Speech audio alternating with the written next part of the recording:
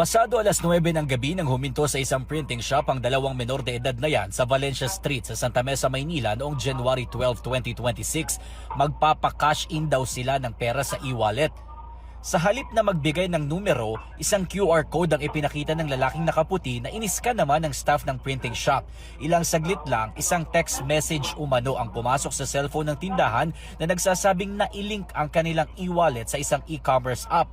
Ayon sa staff, 47 pesos lang daw ang nakalagay sa QR code na nabawas sa balance ng e-wallet ng tindahan.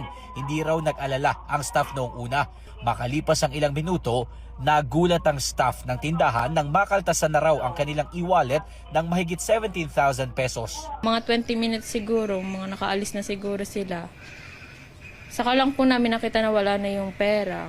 Meron din po kaming ganyan, 30,000 din po nabawas. Pero yung pong mga yon nang hingi naman ng OTP. Ito po ngayon, hindi talaga nang hingi ng OTP. Kaya kampante po ako na hindi makukuha yung pera. Sa backtracking, nakita sa CCTV ang dalawang menor de edad na parehong nakaangkas sa dalawang motorsiklo na galing ng Magsaysay Boulevard at pumasok sa Valencia Street.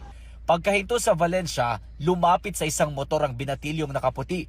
May kita pa sa CCTV na tila may itinuturo ang driver sa kanyang cellphone bago ito ibinigay sa binatilyon, agad namang naglakad papunta sa printing shop kasamang isa pang binatilyong nakaitim.